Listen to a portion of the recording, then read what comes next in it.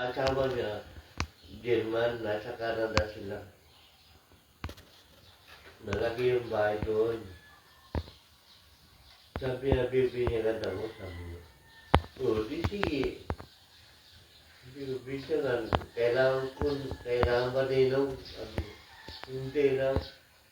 Ano gawin natin? Magana tayo ng 5 lechon ng manok. Yung tinura, yung inihaw. 5 yun. 5 coke na family size. At saka 5 mansanas. Yun lang. Pinakain. Inahanda namin. Nung malapit na mag-aalas 12, pero madilim yung panahon nun. Talagang uulan. Talagang hindi mo makita yung araw.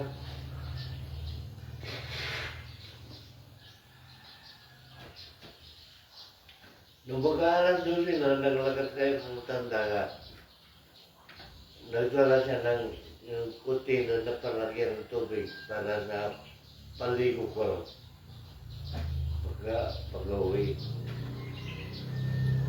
Pagdating namin sa dagat, bago kami mapunta doon sa ganito kalalim, may pinulot siyang bato maliit. Nalandara ko pa yung malaking bato ko na pinukpo ko sa ulo ko. Nasa bulsa ko. Ngayon, may pinulot siya na bato maliit, ganito lang. O, ito lang para sa'yo. Sabi, pinulsa ko dito sa kabila. Di tuloy kami doon hanggang dito. Maya, ako nakatalikot ako sa dagat. Siya ang nakaharap siya. Sinabuyan ako ng tubig, ganun. Bakit ano yan?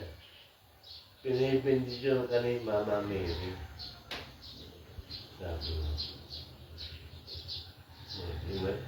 Pero malalaking alon.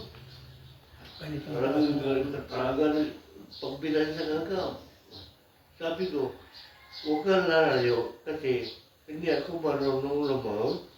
Sabi ko, basta akong mahala. Sabi. Tapos, maya na naman. Kasi madilim yung langit ha. Walang silat ng araw. Tapos, tatlong beses, sinabuhay na naman ako. Medyo malakas. Sino yan? Sabi ko, siya ama niya, si Diyos yun. Pangatlong beses na sinabuhay na ang lakas, talaga hindi ako makapulakas sa bakit gano'n niya ito. Sino yan? Holy Spirit, sabi niya. Ang liwanag.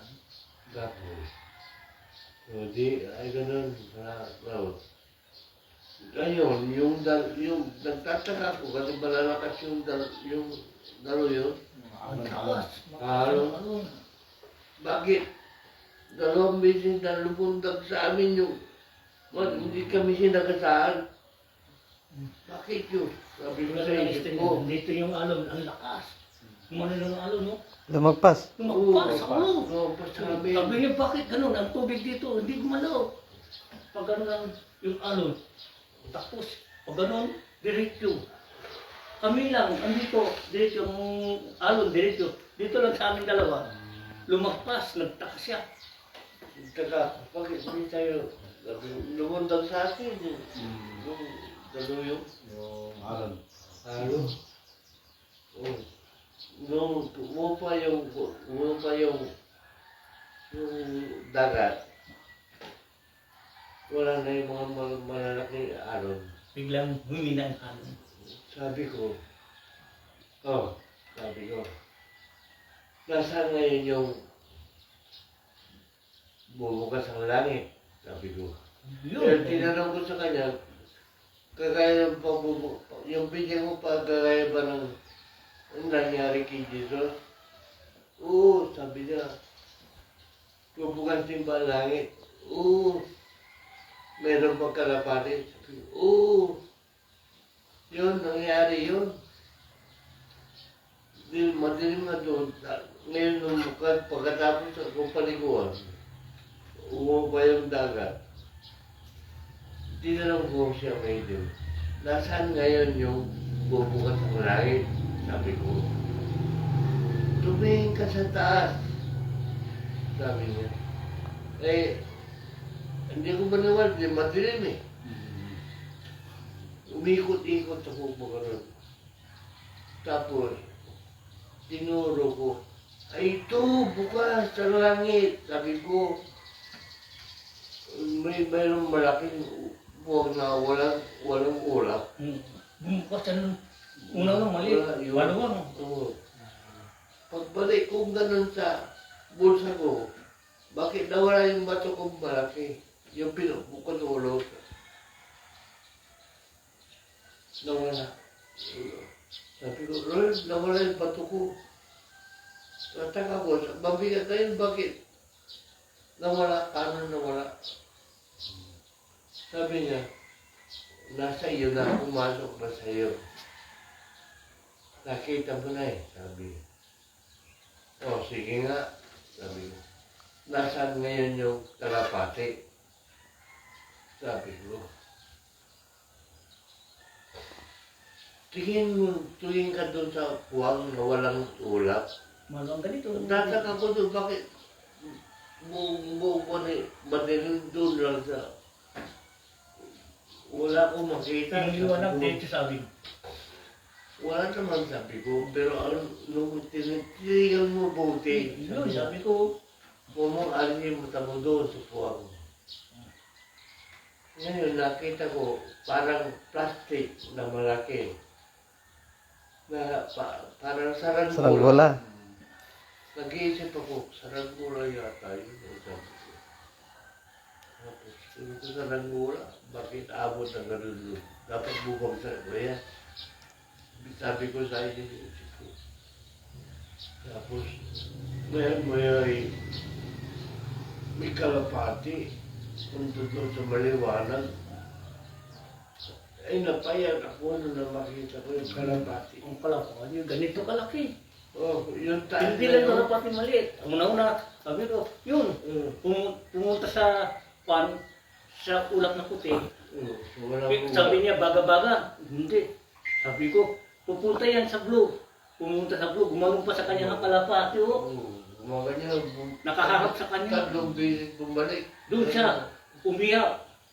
Okay. Doon siya lumuhod. Naniwala na ako, sabi ko. Sabay, fresh diking dagupan. Well, yung narinig ko. Dagupan, sabay.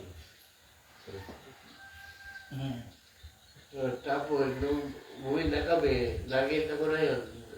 Bumukas sa langit. Yung kalapati, nandun sa taas. Nung umuwi na kami, wala na yung kalapati. Sabi, habang kumakain kami, no? Di, alas 12 na pasal.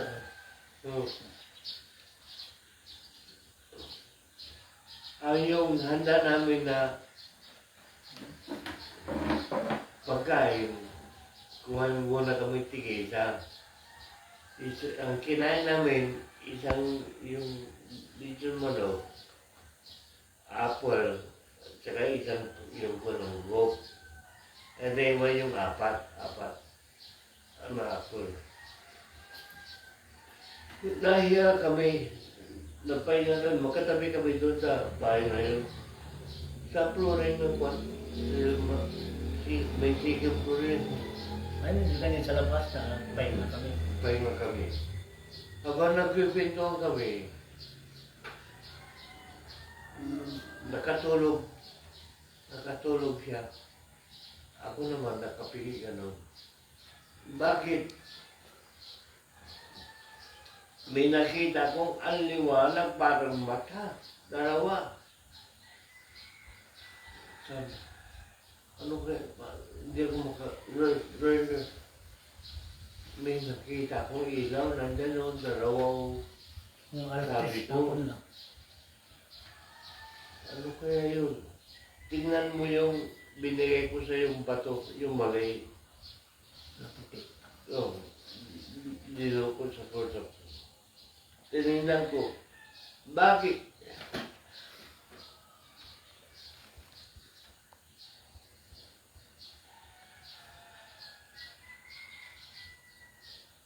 Yung bato,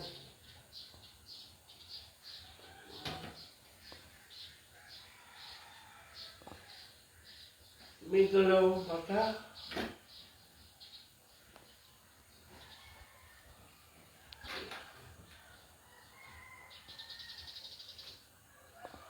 Yung bato, may dalawang mata. Yan, sabi, yan ang nakita mo. Sabi niya, para sa iyo ang tambo mo. Para ikaw ang nakakaalam ng lahat.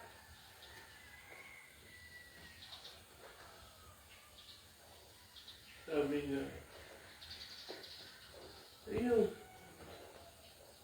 Ang nangyari sa amin ang kapagpalangan doon.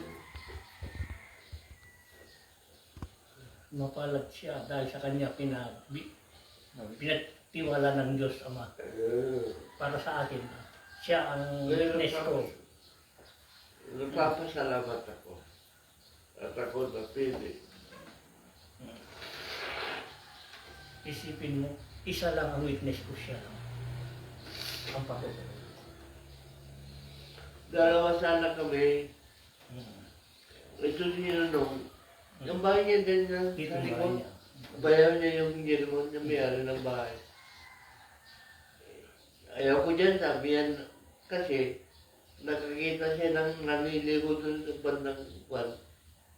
Yun ang pinanood niya, magkasawa. Yeah. Na naniligo, naka-bathing suit. Hindi niya nakita. Kaya hindi siya nakita, ako lang. Meron pa isa kasama na Anselmo. Chansin mo. Iwan ko kung buhay pa chansin mo. Buhay pa. Yung unang kasama. Anong kwento niya? Yung pumunta ka sa kwan? Dito. Bunuan. Yung meron tayo kukunin, pinagpayang ko lang.